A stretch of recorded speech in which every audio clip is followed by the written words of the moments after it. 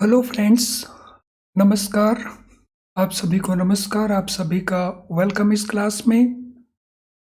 Confirm करेंगे आपका audio, आपका video it's accessible. Please confirm your audio video is okay so that we can start.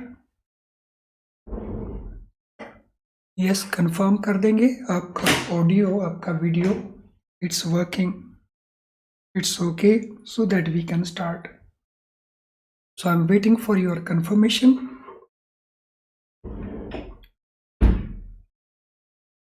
Yes, please, all of you confirm quickly.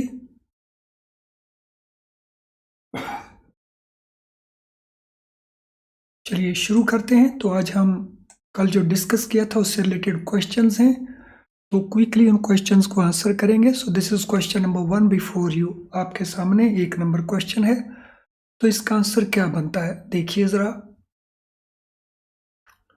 When was consumer protection act 2019 enacted? ये act कब enact हुआ था? Consumer protection act, question number 1। So what will be your answer? So be quick.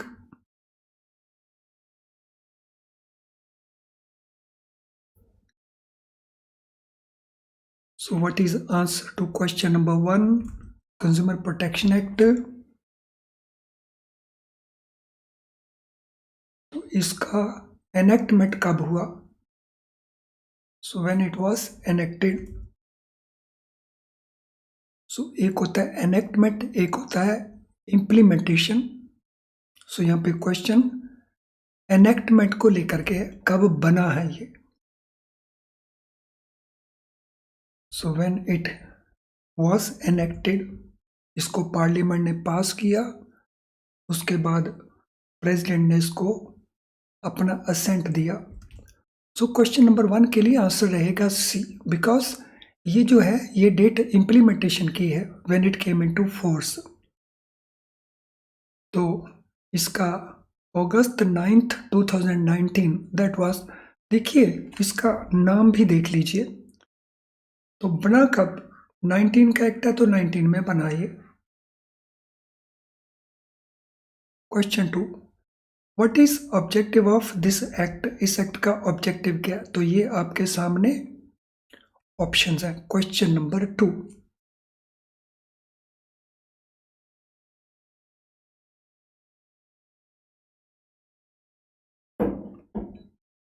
What is objective of consumer protection act? इसका objective क्या है? Question number 2। Yes, read all options carefully and then try to answer.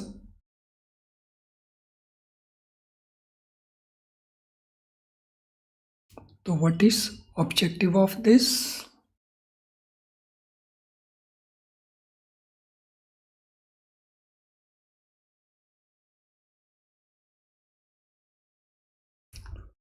So इसके दो तरह के objective हैं, इसके अंदर कवर होते हैं जो तो एक बी आंसर है और साथ में डी आंसर है, यानी इसमें हमारे एक नहीं दो आंसर्स हैं, बी एंड डी।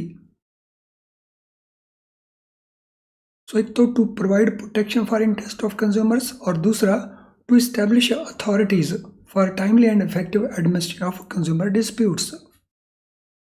तो ये इसके कंबाइंड ऑब्जेक्टिव्स हैं, B and D. Question number 3, who can be a complainant under consumer protection act? So इनमें से कौन कंप्लेनेंट हो सकता है? Any person, only a consumer, only a voluntary consumer association, both a consumer and voluntary consumer association. तो complainant कौन हो सकता है, यानी शिकायतकर्ता कौन हो सकता है? क्वेश्चन नंबर 3, शिकायतकर्ता कौन हो सकता है?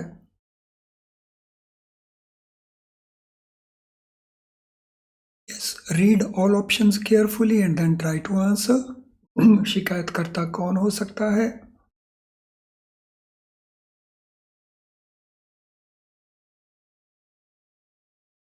Yes, very correct. तो answer D is the right answer. Consumer भी और वॉलंटरी कंज्यूमर एसोसिएशंस भी और भी आपको नोट करवाए गए कौन कौन शिकायतकर्ता हो सकते हैं। Who can file A complaint in case of deceased consumer under consumer protection act. अगर किसी कंज्यूमर का डेथ हो गया हो तो उसके बिहाफ के ऊपर उसके इश्यू के लिए कौन इसको कर सकता है। So no one, because deceased person can not file. Any person who is associated with the deceased account, legal heirs or legal representative, parents or legal guardians of the deceased consumer. Question number 4.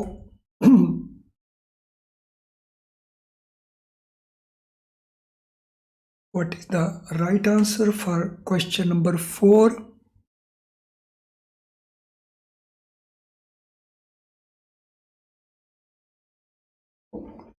So who can file a complaint in case of deceased consumer?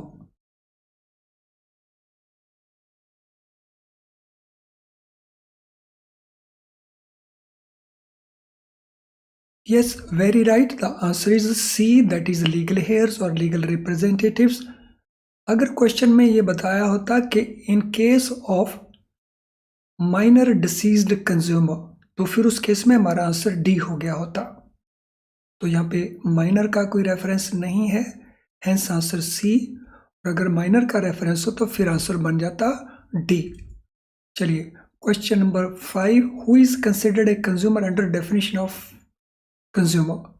So who is considered a consumer under definition, तो किसको कहेंगे consumer. Who is consumer, person who obtains goods for resale, person who hires or avails service for commercial purpose, person who purchases for personal use, hires avail service for personal use, both A and B. Question number 5.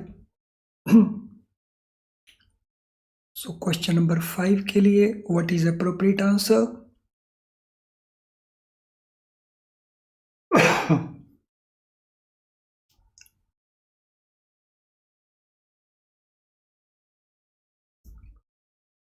So how do you find the difficulty level of these questions? अब क्योंकि ये आपने हर चीज अच्छे से पढ़ा हुआ है based on the previous lessons, तो उसके पॉइंट ऑफ व्यू से अभी आपको लेवल ऑफ क्वेश्चंस कैसा लगता है। So question number 5 answer is C, that is correct. और मीनवाइल ये फीडबैक भी प्रोवाइड कर सकते हैं क्योंकि हमने इनको अच्छे से डिस्कस किया है। तो अभी लेवल ऑफ क्वेश्चंस आपको कैसा लगता है। Question 6, does the definition of consumer include person who obtain goods for resale. Yes, no, it depends upon the circumstances, or text is unclear, question is unclear. Question number 6.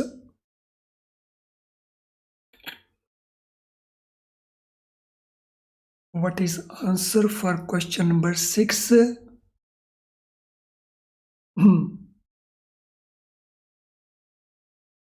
Yes, quickly, question number 6, what will be the answer?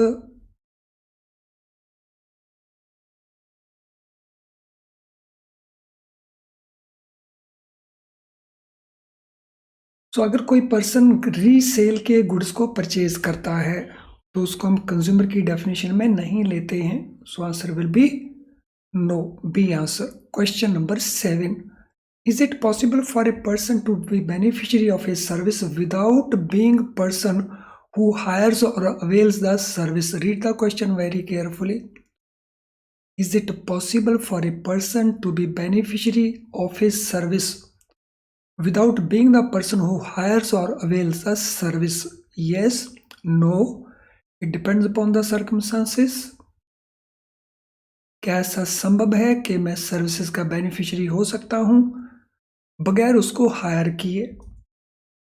Question number 7.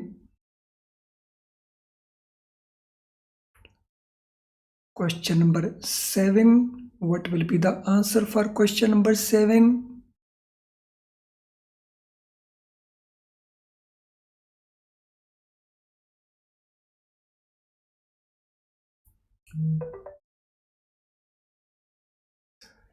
Is it possible for a person to be beneficiary of a service?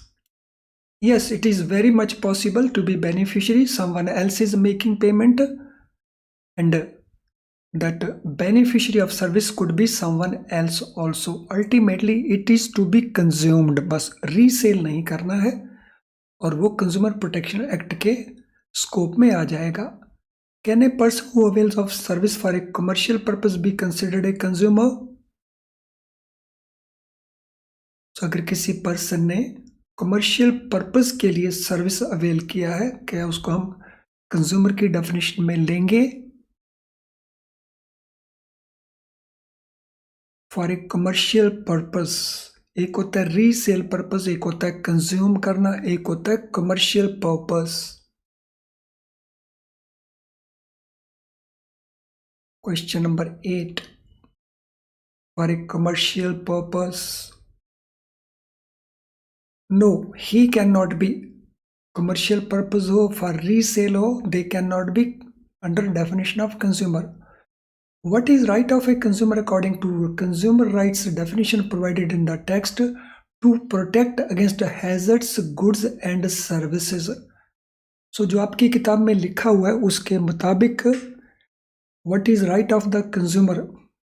Consumer का right क्या है? Right to be heard, the right to consumer awareness, right to seek redressal, right to be protected. तो क्या right available है consumer को for protection against hazards, goods and services? Question number 9.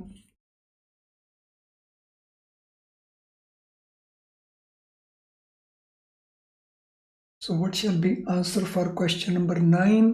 9 number question के लिए answer क्या रहेगा?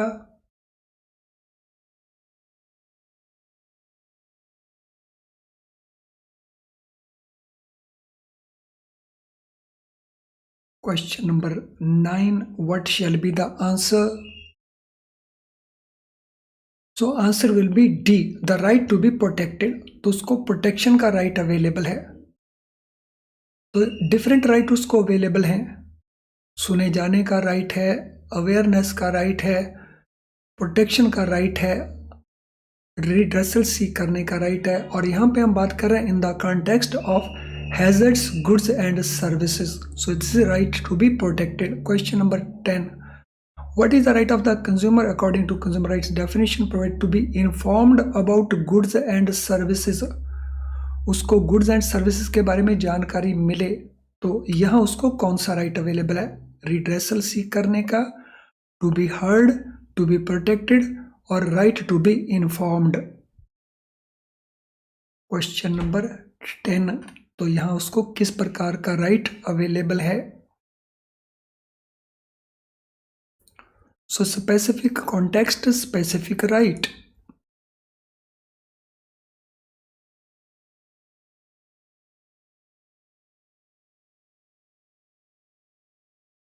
Question number 10.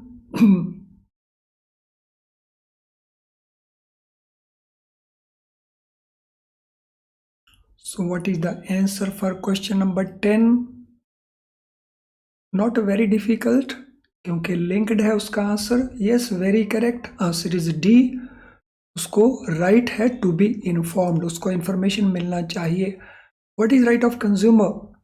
To access goods and services at competitive prices. तो यहाँ पे हम किस right की बात करेंगे? Access goods and services at competitive prices. Right to be heard, to seek redressal, consumer awareness, right to access goods and service at competitive prices. तो यहाँ पे तो आंसर ही बड़ा क्लियर है, कुछ देखने की सोचने की जरूरत ही नहीं है. Question number 11. So yes, answer D is the right answer. Question number 12. What right is available to consumer to receive due consideration for their interest? To receive due consideration, seek redressal, right to consumer awareness, to be protected, right to be heard or receive due consideration.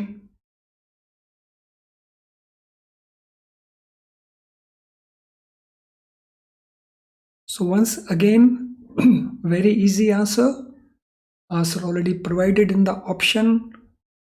So answer D is the right answer for question number 12. According to Consumer Protection Act, what can be considered as a complaint allegation made by a complainant for obtaining relief?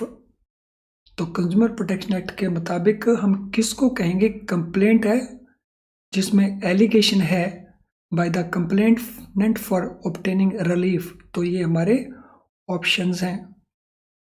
A trader offering competitive prices, a service provider charging extra for premium services, an unfair contract or trade practice, or delay in delivery of goods. Question number 13.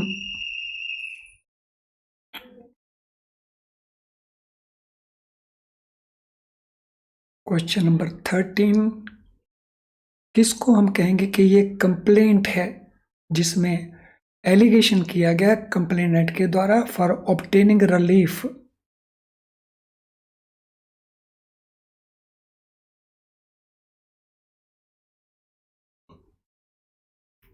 What can be considered as a complaint? Yes, unfair contract और trade practice उसको हम मानेंगे complaint. Next question.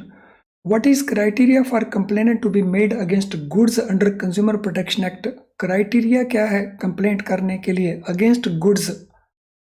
Goods not meeting the quality standard, goods being offered at a higher price than displayed on the price list, goods causing harm to life and safety, goods being offered without warranty. Criteria किसको मानेंगे? Which of these will be treated as a criteria to make complaint? Complaint करने के लिए, और complaint करना हमने goods के against, not against services.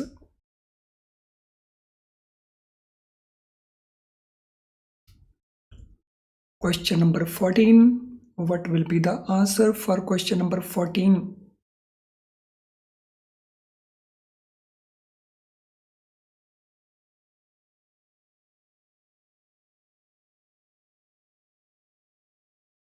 So goods not meeting the quality standards. Goods जो क्वालिटी बताई गई है उसको मीट नहीं कर रही हैं. They are not meeting the quality standard. Question number 15. What can be considered as a valid complaint against services? तो यहाँ पे valid complaint against services है. Services not meeting the agreed conditions, services being charged at higher price than displayed one, services causing harm to the public, services not meeting the desired quality standard.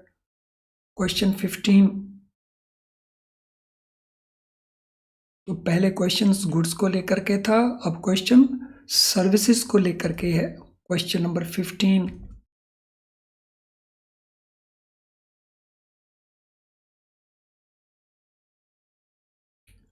I am sure ये questions और ज्यादा clarity लेकर के आएंगे what we already have learned.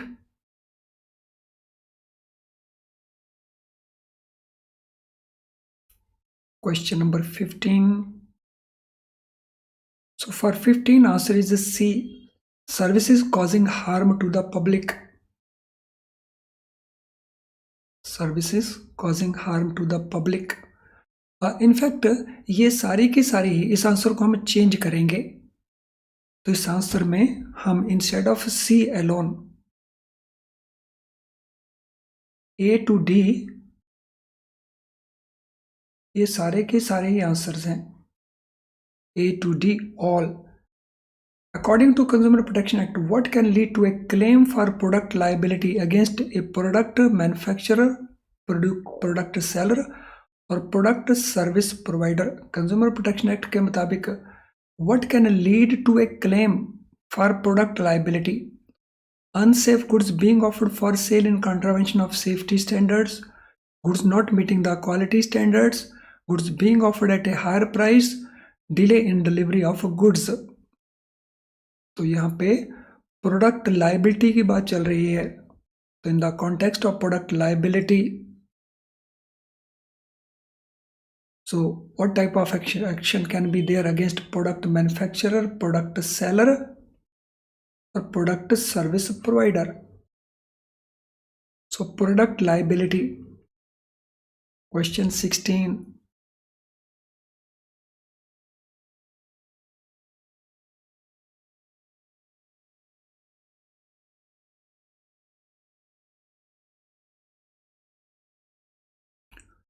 So yes, question A, answer is A, unsafe goods being offered for sale in contravention of safety standards. Answer A is the right answer. What can be considered as a valid complaint against a services hired or under consumer? ये हो चुका है. Yes, ये हो चुका है, इसको दोबारा से नहीं लेंगे. तो ये डुप्लीकेशन है, तो मैं इस डुप्लीकेशन को रिमूव कर देता हूं. तो मीनवाइल जिनका लाइक डिसलाइक बचा हुआ वो लाइक डिसलाइक को कंप्लीट कर देंगे. Let me remove that duplication.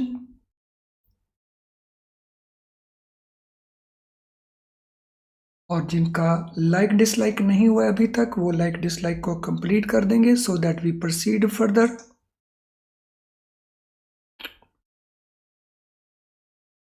तो here is some important information for you. अगर आपने इस इंफॉर्मेशन को ऑलरेडी नहीं रीड किया है तो this is of some value to you.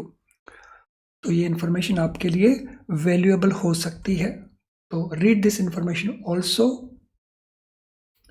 Meanwhile जिनका लाइक डिसलाइक बचा है क्विकली लाइक डिसलाइक को कंप्लीट कर देंगे. Do it quickly. मैं वेट कर रहा हूं आपका कंफर्मेशन.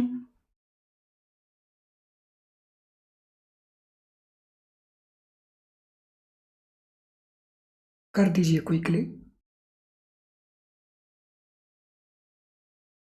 नो, अब हम बात करेंगे unfair contract and unfair trade practice क्या होते हैं. Unfair contract and unfair trade contract.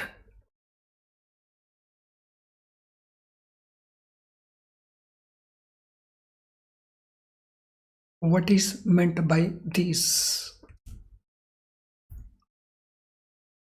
सो यहाँ पे फर्स्ट हम बात करेंगे अनफेयर कॉन्ट्रैक्ट की. इसके प्रोविजंस हैं सेक्शन 2 सब सेक्शन 46 के अंदर. इसका जो डेफिनेशन है, इसका जो डिटेल्स है, अनफेयर कॉन्ट्रैक्ट क्या है. तो ये अनफेयर कॉन्ट्रैक्ट हम किस कॉन्टेक्स्ट में बात कर रहे हैं? हम कंज्यूमर प्रोटेक्शन एक्ट के कॉन्टेक्स्ट में बात कर रहे हैं. सो कॉन्ट्रैक्ट बिटवीन ए मैन्युफैक्चरर और ट्रेडर और service provider on one hand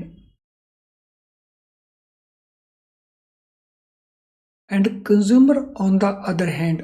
तो एक तरफ है हमारे पास मैन्युफैक्चरर, ट्रेडर और सर्विस प्रोवाइडर, और दूसरी तरफ हमारे पास कंज्यूमर है. दो पार्टीज हैं. सो let us say consumer is party C and others are party MTS. इन दोनों के बीच में एक कॉन्ट्रैक्ट है. क्या कॉन्ट्रैक्ट है? जिसकी कंडीशंस ऐसी हैं which is having such terms which cause significant change in the rights of such consumer. जो कंज्यूमर के राइट्स में सिग्निफिकेंट चेंजेस कर रहा है. सो जिसमें मैन्युफैक्चरर को, ट्रेडर को और सर्विस प्रोवाइडर को ऐसा राइट मिला हुआ है कि उस राइट के मिलते हुए, चलते हुए जो कंज्यूमर के राइट्स हैं वो अफेक्ट हो रहे हैं, which cause significant change.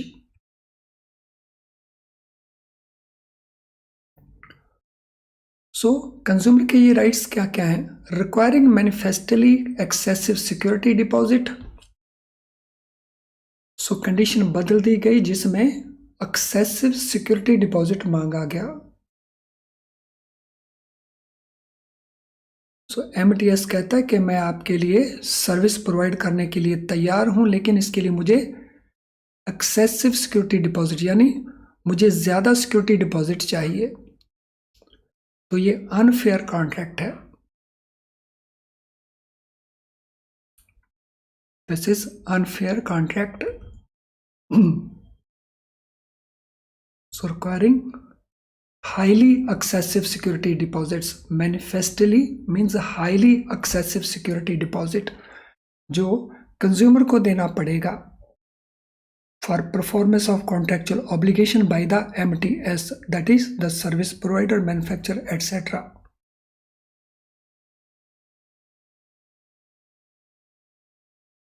Or imposing any penalty on the consumer for breach of contract thereof which is wholly disproportionate to the loss occurred because of such breach to the other party.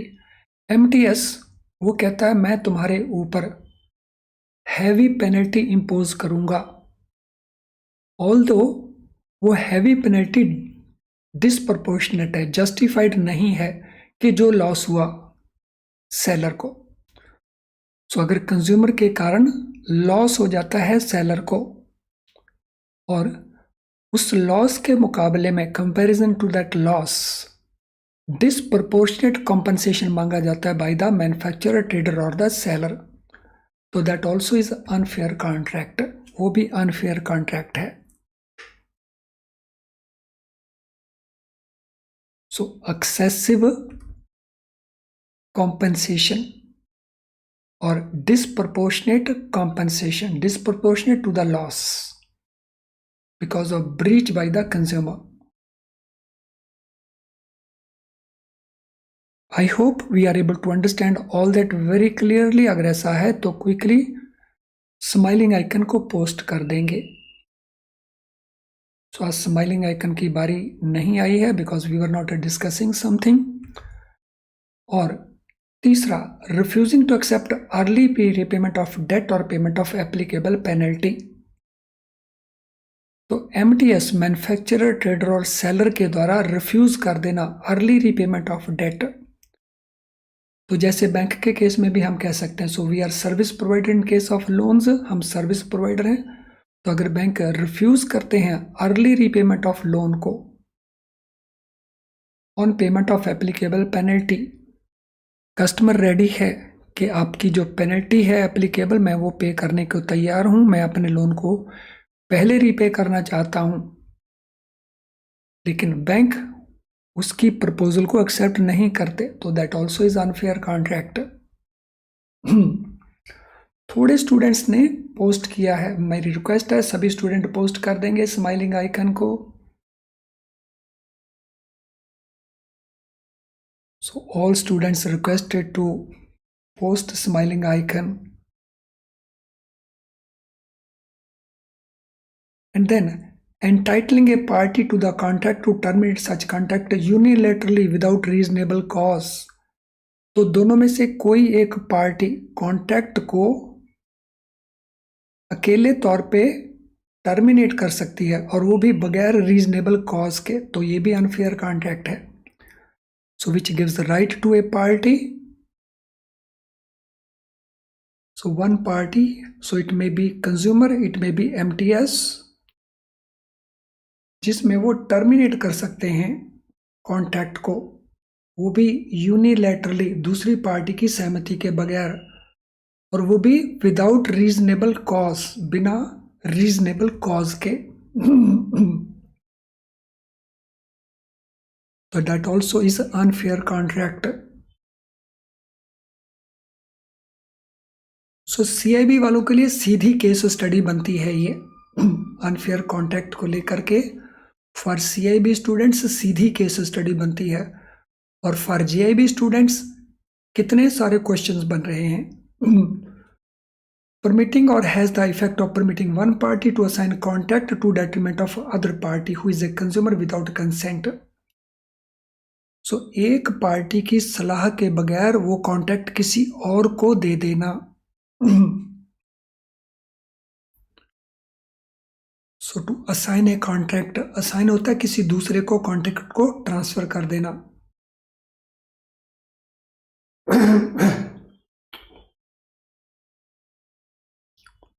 Assign a contract जिससे दूसरी party को नुकसान हो रहा हो।